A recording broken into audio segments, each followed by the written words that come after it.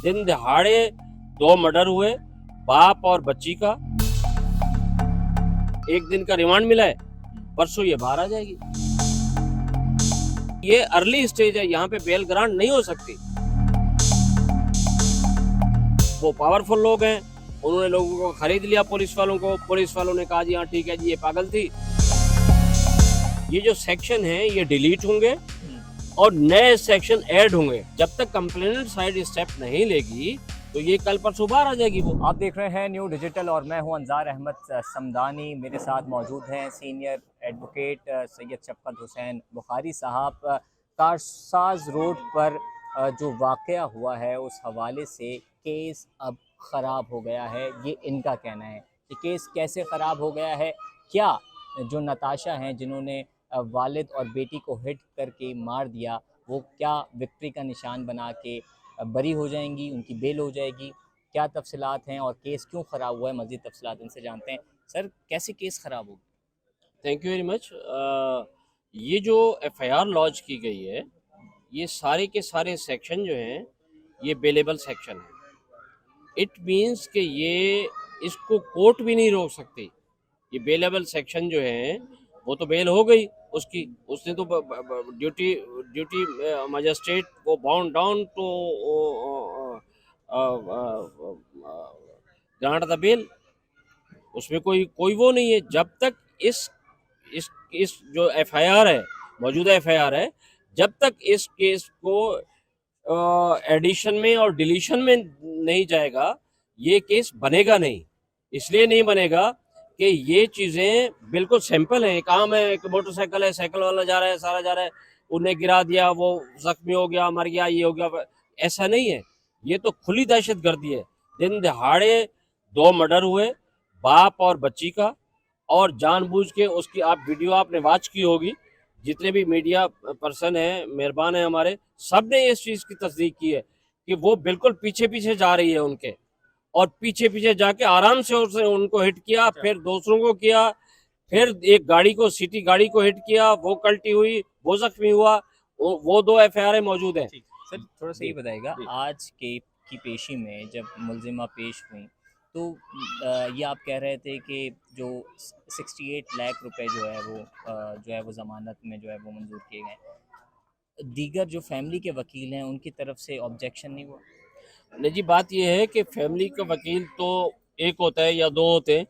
मेरा कहना ही यही है असल में कि वहाँ पे कंप्लेनेंट साइड से ऑब्जेक्शन रेज होना चाहिए कि ये केस जो है ये एक सिंपल एक्सीडेंशियल केस नहीं है। सर, आप क्यों नहीं बने इनकी फैमिली के? भाई मैं तो इनके साथ हूँ, क्योंकि मैं इनसे तो कोई, मैं क्योंकि एज ए नाइबर और मेरी बच्चों की तरह थी। आप मैं यहीं के तो रिहायशी हैं? मैं यहाँ का चेयरमैन हूँ इस पूरे अपार्टमेंट का, और मेरे अंडर में सारी चीजें चलती हैं। सर, अब केस खराब हो गया तो सही कैसे हो सकता है? आप केस साथ सही देंगे? केस सही हो सकता है, बिल्कुल सही हो सकता है, लेकिन कंप्लेनेंट साइड स्टेप लेगी।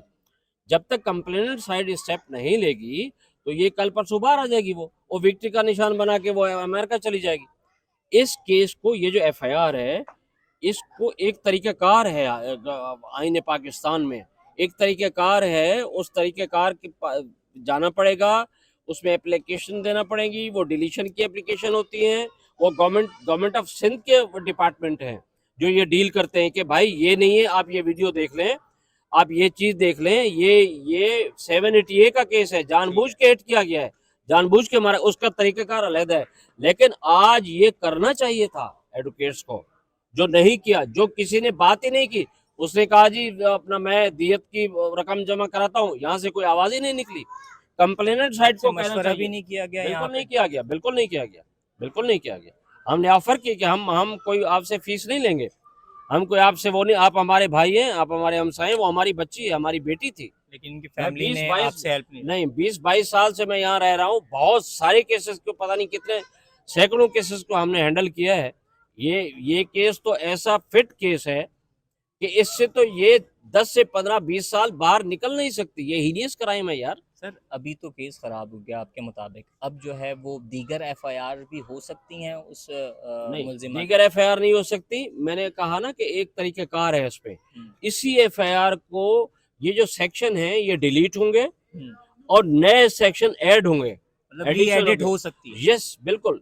इसको ये डीआईजी साहब, आईजी साहब, ये एक पैनल बैठता है, वो करता है, लेकिन एप्लीकेशंस जाती हैं, एडवोकेट्स जाते हैं, ये काम करते हैं, कंप्लेंट साइड जाती है वहां पे, और ये वो काम होता है, और इसको बहुत जल्दी करना पड़ेगा। ठीक है सर। अगर वो बाहर आ गई तो बात खत्म हो गई। सर आप सीनियर हैं, जी। ये बताइएगा कि यूके का लाइसेंस है उनके पास, पाकिस्तान में कोई लाइसेंस नहीं, गाड़ी कैसे चला रही हैं? कहा जाता है मेंटली फिट नहीं है, तो गाड़ी दी कैसी गई?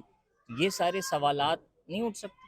ये जी बिल्कुल, ये सवालात जो हैं ये एविडेंस स्टेज पे आते हैं, लेकिन जब बेल स्टेज हो, ये बेल स्टेज हो, क्योंकि बेल जो लगती है वो लगती है चालान के बाद। ये अर्ली स्टेज है जिस पे लगाया गया। अगर मैं उसमें वकील होता तो मेरे पास तो बहुत सारी चीजें हैं ना कि जिसको हम जानते हैं, 30 साल का तजर्बा है। ये इसमें ये अर्ली स्टेज है, यहाँ पे बेल ग्रांट नहीं हो सकती, चाहे वो दियत दें या कुछ भी दें, जब तक चालान नहीं आएगा।